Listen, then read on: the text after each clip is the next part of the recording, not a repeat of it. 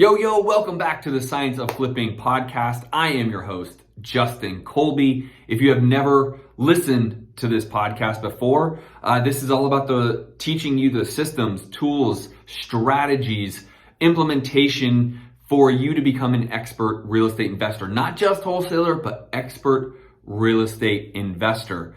I myself have done over 1,800 deals. I'm actually creeping on 2,000 over the last 14 years, and I'm actively doing deals in 12 different states. And so hopefully you can get a lot from this podcast. If you're listening to this on iTunes, please give me a 5-star review. And if you are one of the fortunate ones that has listened to me and gone over to YouTube and actually subscribed to my channel, then you are likely watching this episode. youtube.com/Justin Colby.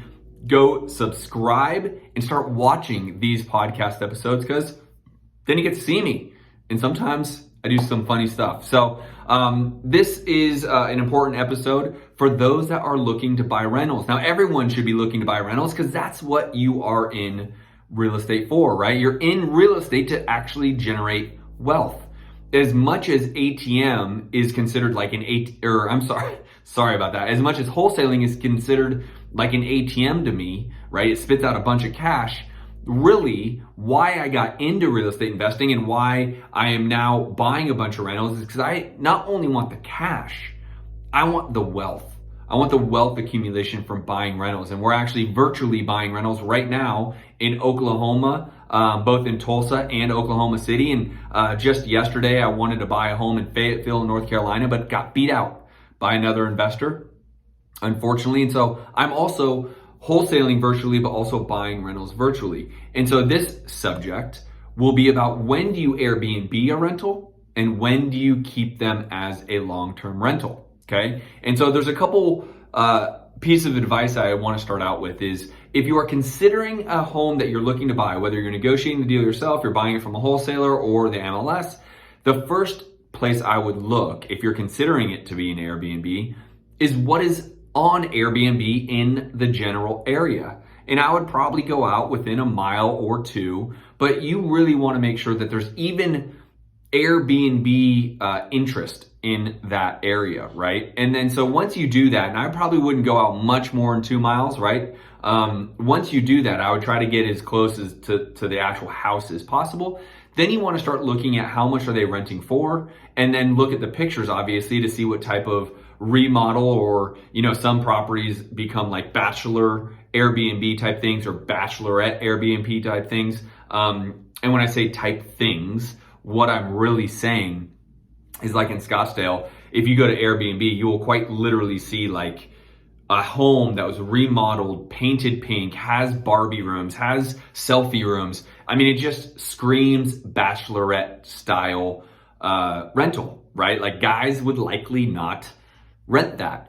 And so I bring all that to light to say you need to also look at the pictures and what styles that these Airbnbs in.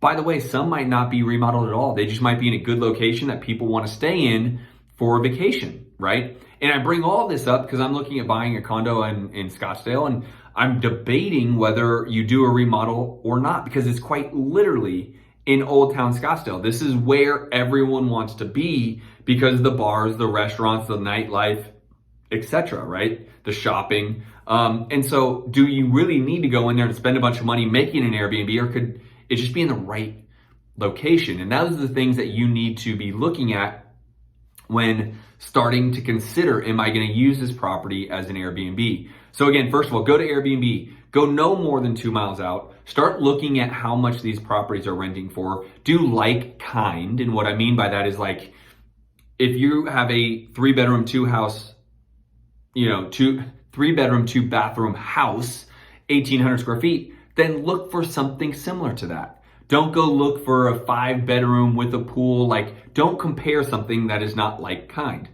right? And then start looking at pictures. Start understanding, this home's getting $500 a night because they did a full-blown remodel. They made it really look cool. They have a pool table. They have this, they have that. This home's getting $300 a night because it's oak cabinets just in a good location, right? So feel that out. And then what you would want to do is potentially even contact Airbnb to talk to them about, you know, how active these are. And then you can look at the calendar schedule and see how booked out they are, right? Which is the point number 3, if you have to have this in 3 points of what to do with Airbnb. How booked out are these houses? Are they super readily available? You know, and when, right? So again, Old Town Scottsdale, like spring is hot, hot, hot, hot. You can charge super top dollar, like unreasonable amount of money because spring training is here, right? So a lot of people, like a ton of people for the month of April and part of May and March. So half of March, all of April, and half of May. That is, I mean, you can charge a ton, like 3x right here in Scottsdale, Arizona, primarily because of spring and spring training. And so you want to also know the seasonality of these places, right? That is a big seasonality, right? Having the fact that we're in Arizona and snowbirds come here a lot, right? So obviously the winter is really seasonal. Summers aren't great, right? And so lastly, the point number 4 would be math out the average cost, right? Like and be conservative. If you see someone renting their Airbnb for $500 a night, maybe you put $400, maybe you put $350, because it's probably averaging out over the year. You'd probably end up closer to $350 than $500. Make sense? So you really want to just look at comps the same way you would as if you were flipping a home. What is comparable on Airbnb? How much does it cost a month? You know, how occupied is it? What does the calendar look like? Not how much does it cost a month, how much does it cost a night? Sorry, I'm all over the board here. How much does it cost a night? What's the seasonality? How occupied is it? And then what are the other ones around there? What's the condition of the actual remodel if there was a remodel? Now, then you do the simple math. So for example, if you are looking at buying a home for, you know, I'll use the Scottsdale Airbnb idea is I'm buying it for $350, doesn't need a single dollar. Like maybe I'll put new carpet in there. So let's call it I'm in it for $360. Can I make this a 2x multiple? Can I get a 2 or 3x multiple in terms of return, right? Can I make $6,000 to $10,000 a month making this an Airbnb? Because that would be way more than I could for a long-term rental. Now let's talk about that. Let's transition into why you'd maybe make this a long-term rental. Well, first of all, the consistent income, right? You have a lease for a year. You don't have to really worry about seasonality. Maybe you have a 2-year lease. You don't have to worry about spring or winter or summer. In summer here is very difficult sometimes for Airbnb. Not a lot of people love the summer here. It's hot. So you have that consistent income, but it is much lower. As I mentioned, if let's just say I buy this for $350, I put some carpet into it, I'm into it for $360. Let's just make the argument it's going to rent for $2,800 a month, $3,000 a month. Now that's a good little rental, right? I got the 1% rule, right? I want to be all in and roughly get 1% of all in cost back monthly. So if I'm all in for $360,000, I want to make sure that I'm making roughly $36,000 a year gross. Okay, that's gross. So if I can do that, it's a good long-term rental. So that's point number 1. The point number 2 will be consistency. Now, Airbnb might get me a 2x multiple, right? I might make $72,000 a year on that same property with Airbnb, but I might have some inconsistency in how I make it. Summer months might be really, really slow. So I have to cover those summer months mortgages and costs, things of that nature. I might not make $72,000. Maybe I only make $50,000. Was that really worth the headache and issue that comes with having a short-term rental, right? Because you'll also need property management on the short-term rental because you got to turn that home over every couple days when new tenants are coming in. So you need to really look at the gross and then net numbers. And then you want to look at what kind of business model you're looking to run. Airbnb is a much more active, passive model, right? Now, yes, Airbnb as a company handles a good portion of it, but you still need to manage whether the housekeepers are doing the things that they need, whether the Airbnb property manager is doing the things that they need to be doing. There's cost to all that.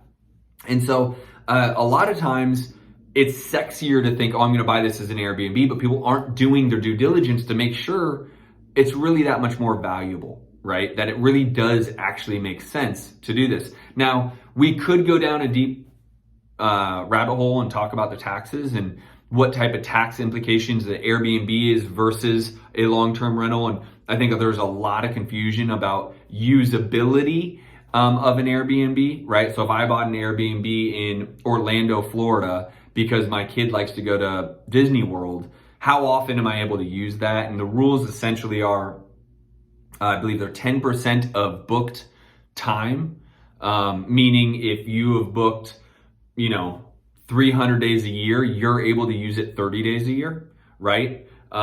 Which is great. And that keeps it in a business model where you can get maximum tax write-off.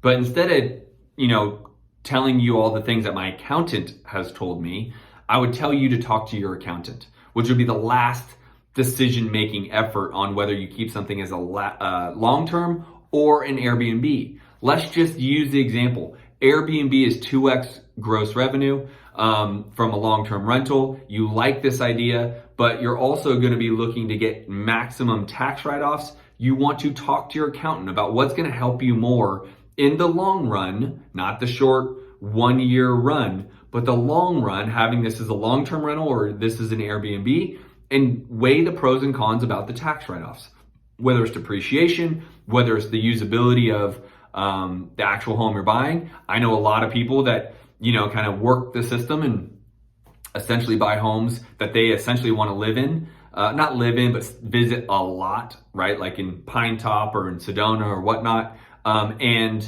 they kind of work the system, meaning they might be a little bit breaking the rules in terms of the IRS. And listen, it is up to them to make those decisions. But I tell you, when making this decision about long-term rental versus short-term, last point would be talk to your accountant about what are the tax liabilities, issues, and the best option for yourself going into buying that deal. So hopefully this helped.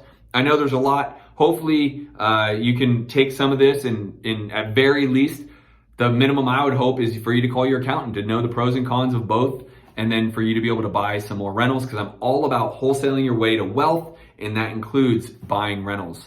If you're not yet subscribed to YouTube, go to youtube.com/Justin Colby and watch these episodes live. Not live, but watch them on YouTube. I look forward to seeing you guys on the next podcast. Peace.